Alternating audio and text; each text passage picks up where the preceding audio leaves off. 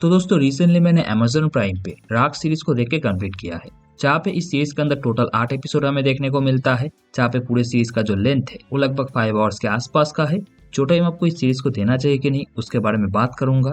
जो कि करने से पहले दोस्तों मैं हूँ एसपी, आप सभी का स्वागत है हमारे चैनल में, जहाँ पे इस सीरीज की कहानी 1978 की इन फेमस बिल्ला रंगा के केस के ऊपर बेस्ड है। पर मैंने जब इस सीरीज को देखना स्टार्ट किया उससे पहले तक मैंने इस सीरीज के ट्रेलर को नहीं देखा था। जहाँ पे मुझे पता चला था कि ये सीरीज आएगा तो मैंने डिसाइड किया था कि इसे देखूंगा। तो रात के 12 बजे मैंने इस सीरीज को देखना स्टार्ट किया, जहाँ पे फर्स्ट एपिसोड के कुछ मिनट देखते देखते ही मुझे इस बात का डाउट तो आ गया था कि ये 1978 के उसी केस के ऊपर बेस्ड है। इसके बारे में सर्च करते ही पता चल गया। तो वो चीज जानते ही मेरे मन में इस चीज का डाउट आया कि सीरीज का लेंथ तो भाई 5 घंटे के आसपास का है, जहाँ पे सीरीज का जॉनरा है क्राइम थ्रिलर ड्रामा। तो इस रियल लाइफ केस के बारे में तो मुझे पहले से ही पता है, मतलब कि एक तरीके से सीरीज का एंड भी मुझे पता चल चुका है। जो कि जान जाने के बाद क्या मैं इस सीरीज को 5 घंटा दे सकता हूँ, ये सवाल मेरे मन में जगा था। जिसके वजह से मैंने डिसाइड किया था कि 4 एपिसोड अभी के टाइम पे देखूंगा, फिर नेक्स्ट डे देख लूंगा पूरा सीरीज। पर फर्स्ट 2 एपिसोड देख के कंप्लीट करते ही मुझे ये बात समझ में आ गया कि इस सीरीज को हल्के में नहीं लिया जा सकता। जहाँ पे सुबह के 5:15 या 20 मिनट पे मैंने इस सीरीज को पूरा खत्म किया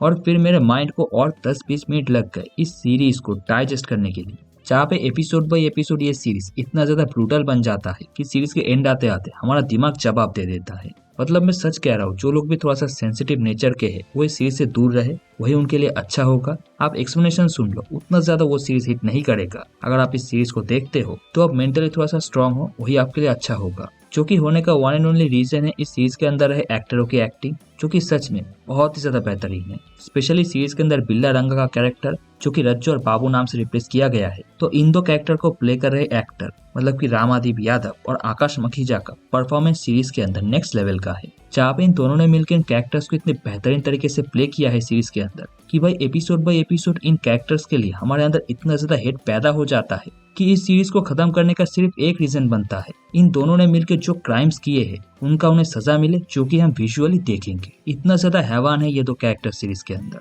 जहाँ पे अली फैजल का जो कैरेक्टर है जो कि जेपी नाम से जाना जाता है, तो वो पूरे सीरीज के अंदर जगह जगह पे जाके इन दोनों को पकड़ने के लिए इनके पास्ट के बारे में जानने की कोशिश करता है। वो पास्ट इतना ज्यादा डार्क होता है कि सीरीज के एंड आते आते जेपी का जो कैरेक्टर है वो मेंटली टूट जाता है। वो बिलीव ही नहीं कर पाता कि इंसान इतना भी ज्यादा हैवान हो सकता है। जो कि एज ए ऑडियंस भी हम सोचने लगते हैं। जहाँ पे ये चीज इतना ज्यादा हिट इसलिए करता है क्योंकि ये तो कैरेक्टर रियल लाइफ में भी एग्जिस्ट करते थे और उन्होंने सेम टाइप का क्राइम रियल लाइफ में भी किया था, जिसके वजह से ये सीरीज हमें इतना ज्यादा हिट करता है।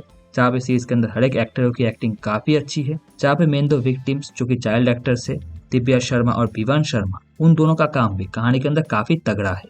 जहाँ पे उन दोनों का स्क्रीन टाइम सीरीज के अंदर काफी कम तो है, फर्स्ट एपिसोड में थोड़ा बहुत देखने को मिलता है और फिर बीच में थोड़ा सा उनका अपीयरेंस होता है, पर सीरीज के एंड वाले एपिसोड में उनका अच्छा खासा स्क्रीन टाइम है, जिसमें कि उनका परफॉर्मेंस नेक्स्ट लेवल का है।